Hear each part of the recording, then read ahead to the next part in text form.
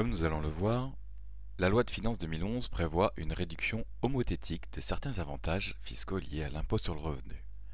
Notons que les prélèvements fiscaux à la charge des ménages sur leur patrimoine ont plus que doublé en 10 ans. La progression provient surtout des prélèvements sociaux, donc CSG, CRDS, RSA, etc. En France, seulement 53,6% des foyers ont été imposables à l'impôt sur le revenu.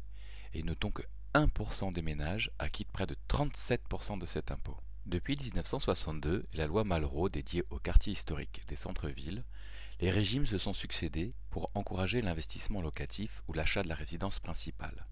La loi Quilès, puis Périssol, Besson, Robien I, Robien II, loi Borloo, aujourd'hui Cellier, mais aussi LMNP, prêt à taux zéro, etc. Le principe de la défiscalisation consiste à réduire son impôt en investissant dans le cadre d'opérations rigoureusement encadrées. Il s'agit de mesures incitatives, donc souhaitées et encouragées par les pouvoirs publics. Chaque système défiscalisant est profitable, tant pour le contribuable que pour l'État. Cela répond à un besoin de société, représentant un formidable levier pour l'investisseur, mais soutient aussi les secteurs d'activité comme le bâtiment, génère de l'emploi, des cotisations, des prélèvements d'impôts, produit de l'enrichissement.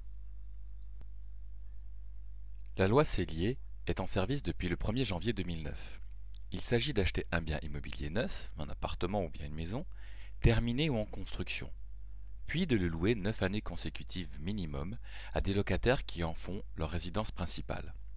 Avec la loi Cellier, les prix du loyer sont soumis à des prix plafonds différents selon la zone géographique du logement.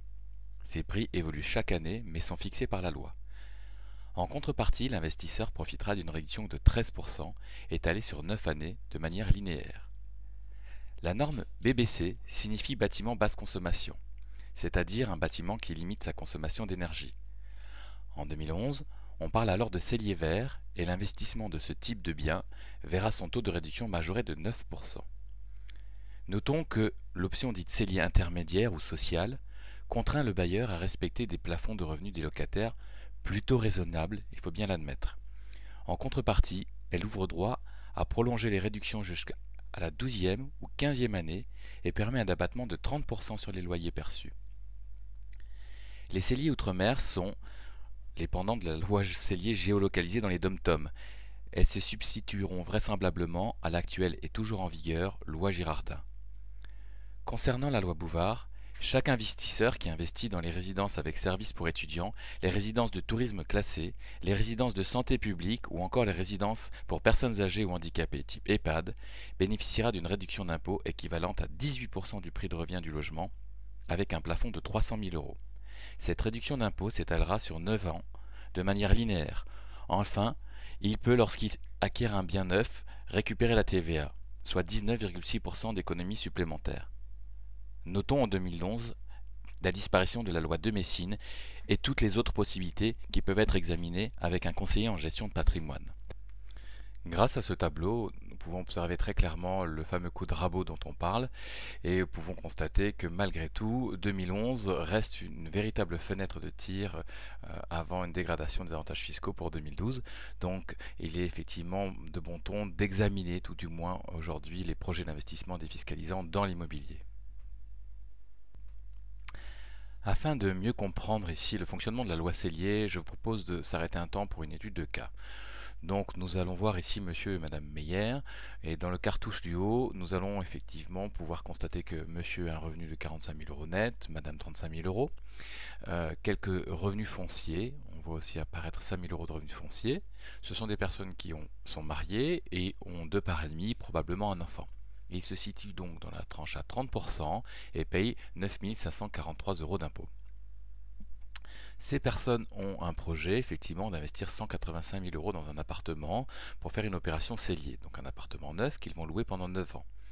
Ils vont emprunter la totalité de leur investissement, soit 185 000 euros, à un taux de 3,80 sur une durée initiale de 20 ans.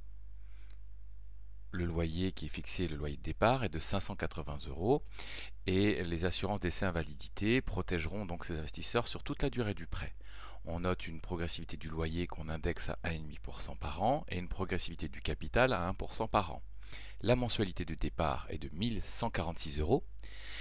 Pour maintenant ces personnes, on constate qu'ils vont passer de 9 543 euros d'impôts et grâce à l'opération cellier qu'ils réalisent, vont économiser la première année déjà 5 369 euros d'impôts. Donc reste à se poser la question de l'effort d'épargne, nous allons voir ça sur la page suivante. Ici, on peut examiner le bilan en termes de 9 ans, puisque effectivement au bout de 9 ans, la question se pose de soit rester dans son investissement et de continuer de le louer si nous sommes en cellier intermédiaire jusqu'à la 12e année, la 15e année, ou sortir du dispositif fiscal, mais s'offre aussi la possibilité par exemple de revendre. Donc nous examinons la possibilité en cas de revente à 9 ans, et nous constatons 195 euros d'effort mensuel moyen sur cette période de 9 années, c'est-à-dire il s'agit en fait de l'effort d'épargne mensuel qui correspond à la différence entre les recettes, c'est-à-dire qu'on va percevoir des loyers, des économies d'impôts, qui vont servir à couvrir des dépenses, les mensualités du prêt, des charges de location, les charges de gestion, la taxe foncière, les assurances. Et les 195 euros sont donc la somme que l'on doit mettre tous les mois au bout pour pouvoir faire fonctionner cette mécanique. Les économies d'impôts, donc on constate 49 000 euros d'économies d'impôts sur 9 ans. Au terme de la 9e année, lorsque l'on revend le bien, monsieur et madame Meyer ayant emprunté sur 20 ans, il y restera un capital dû à la banque. Donc le delta, la différence entre ce qu'ils vont percevoir comme produit de leur vente, moins ce qu'ils rembourseront à leur banque, donnera 81 466 euros, qui est donc le résultat, le capital constitué au bout de 9 ans, et donc qui est net d'impôt. Le rendement de l'opération est le rapport entre l'effort d'épargne et le capital constitué. Ça donne une idée, si vous voulez, de l'efficacité du placement en termes de capitalisation. Par exemple, pour récupérer 81 000 euros au bout de 9 ans sur un produit de capitalisation, en épargnant 195 euros par mois, il faudrait que ce produit-là ait 24% de rendement chaque année. Enfin, on relèvera l'aspect de prévoyance qu'on néglige souvent, puisque dès lors que l'on s'engage dans une opération cellier avec un prêt qui comporte des assurances décès invalidité, soi-même et ses ayants droit sont protégés à hauteur de la valeur du bien et génèrent effectivement un loyer qui sera versé même si le financement est pris en charge par l'assurance. Nous pouvons maintenant nous arrêter un instant aussi sur la loi Censi-Bouvard. Donc on reprend monsieur et madame Meyer qui sont toujours dans la même situation, donc avec la même situation de revenus et d'impôts. Cette fois-ci, ces personnes ont décidé d'investir 151 325 euros hors taxe dans une opération de type loueur meublé. Ils vont emprunter la totalité de l'opération. Ils ont un loyer qui est associé qui est de 511 euros. Ils ont de nouveau emprunté à 3,80 sur une durée de 20 ans. Les mensualités constituées sont de 937 euros et qui vont être donc prises en charge d'une part par les loyers, d'autre part par les économies fiscales et en dernier lieu par un effort d'épargne. On constate que la réduction d'impôt est un peu moindre en Bouvard, la réduction de 18% joue son rôle ici. Et l'effort d'épargne mensuel de 182 euros qu'on va retrouver sur le tableau et le bilan en termes de 9 années. Au bout de 9 ans, les personnes ont la possibilité de sortir du dispositif, auront épargné 182 euros par mois pour prendre en charge l'ensemble des différentes charges justement, c'est-à-dire un remboursement du prêt, les charges de location, charges de gestion, la taxe foncière. Ils auront économisé 26 680 euros, auront constitué un capital relativement important, 93 000 euros, car ils vont pouvoir revendre TTC à ce moment-là avec le prix de la TVA. Le rendement est donc de 27,7% et il existe toujours une prévoyance. Dernier point important, nous arrêtons un instant sur la loi LMNP amortissable. On a parfois tendance avec l'arrivée de la loi Bouvard d'oublier cette partie-là. Effectivement, lorsqu'on investit dans un loueur meublé non professionnel, on a la possibilité d'opter soit pour le dispositif Censi-Bouvard, soit d'amortir son bien effectivement en BIC sur 25, 30, 35 ans.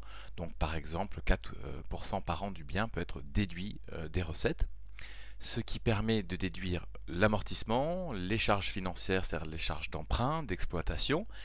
Et c'est une très bonne solution pour constituer un revenu complémentaire qui est net d'impôt, puisqu'à ce moment-là, on va percevoir les loyers de la LMP, mais ces loyers ne seront absolument jamais fiscalisés avant au moins 25 ou parfois 30 ans.